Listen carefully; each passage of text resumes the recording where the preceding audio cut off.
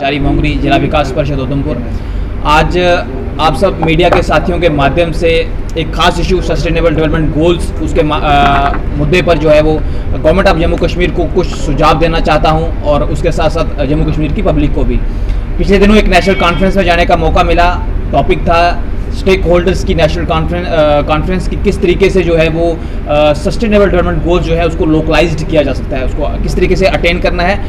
एक तरह से आप देखें तो लोकल एक्शन के साथ जो ग्लोबल जो हमारा टारगेट है उसको अचीव करना है या नेशनल टारगेट को अचीव करना है। लेकिन ये एक ऐसा इशू है जिसपे काफ़ी कुछ राष्ट्रीय अंतर्राष्ट्रीय मंचों पे कहा गया है, सुना गया है, काफ़ी सारा जो है वो प्रोमिसेस किए गए हैं। लेकिन अगर आप JNK को देखें तो जिस तरीके की व्यापक चर्चा, क्योंकि हम इस चर्चा से खुद को अलग नहीं कर सकते, क्योंकि हमारी टोपोग्राफिकल और ज्योग्राफिकल लोकेशन ऐसी है कि इन सब चीज़ों का हम पे बहुत फ़र्क पड़ता है।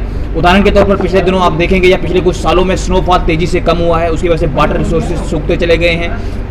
बागवानी और कृषि क्षेत्र दोनों पे जो है वो नेगेटिव इम्पैक्ट पड़ा है और ये अब बढ़ रहा है, कम नहीं हो रहा। इस टाइम जब मैं आपके माध्यम से ये जानकारी साझी कर रहा हूँ, आप देखेंगे कि बहुत सूखा पड़ा हुआ है। इस टाइम भी जिन क्षेत्रों में सूखा पड़ रहा है, बहुत सूखा पड़ रहा है, एक्सट्रीम सूखा पड़ रहा है। तो कहने का मतलब यह है कि क्लाइमेट चेंज का असर अब घर घर दिखना शुरू हो गया है। तो अब जरूरी है कि इस पर JNK में व्यापक चर्चा हो और इसमें नर्सरी से लेकर प्राइमरी स्कूल से लेकर middle high school, higher secondary, colleges और यूनिवर्सिटीज तक चर्चा होनी चाहिए। उन सबको इसको इन टारगेट्स में शामिल किया जाना चाहिए। उसके साथ साथ सोसाइटी के सारे सेक्टर्स को शामिल किया जाना चाहिए।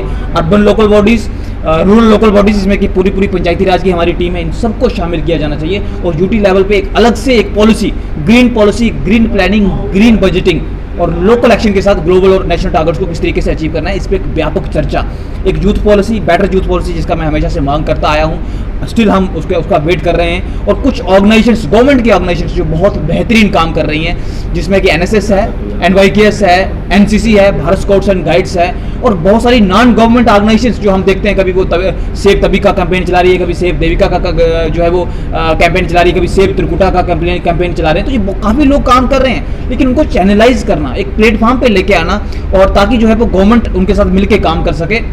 और खासकर आप देखेंगे कि जब भी जो ऑनरेबल प्राइम मिनिस्टर को भी मौका मिलता है तो वो दुनिया के साथ ये कमिटमेंट करते रहे हैं कि इंडिया जो है वो डीपली कमिटेड है सस्टेनेबल डेवलपमेंट गोल्स को लेके, और जहाँ तो हम इनको टारगेट टाइम पे पूरा करने वाले हैं, जहाँ फिर जो है टाइम से पहले ही कुछ गोल्स को अचीव कर देंगे। और ये मुद्दा इसलिए भी खास है क्योंकि अभी व्यापक चर्चा इस पर हुई नहीं है JNK में, लेकिन ये मुद्दा इसलिए भी खास है क्योंकि ये हमारी पीढ़ी का तो है ही है, लेकिन आने वाली पीढ़ियों का भी है। तो क्या हम ये चाहते हैं कि जो हमारे छोटे छोटे बच्चे हैं, जब वो बड़े हों तो जो बहुत सारी वनस्पति की जो प्रजातियां हैं जहाँ पे, वो उनको जो ये देखने को नहीं मिले कि कभी झरने हुआ करते थे, कभी वाटर सोर्सेज हुआ करते थे जो नेचुरली पानी आता था, जब कभी ये देखने को नहीं मिले कि कभी हमारे पहाड़ों पे स्नोफॉल हुआ करती थी जो अब बहुत कम हो गई है। तो ये सारे वो मुद्दे हैं जिनको एड्रेस करने के लिए इस पर एक व्यापक फ्रेमवर्क की जो है वो ज़रूरत है, काम करने की ज़रूरत है। और ये एक ऐसा इशू है कि जो काफ़ी पब्लिक की अटेंशन फिलहाल जो है वो उसको नहीं करता, अट्रैक्ट नहीं करता, लेकिन लॉन्ग टर्म में इसको लेके बहुत नुकसान सिचुएशन, अगर इस पर हम नहीं सोचेंगे, काम नहीं करेंगे, तो बैड से वर्स्ट सिचुएशंस हो सकती हैं। तो उम्मीद है कि JNK गवर्नमेंट पहले भी काफ़ी अच्छे इनिशिएटिव लेती आई है, स्टेप्स उठाती आई है,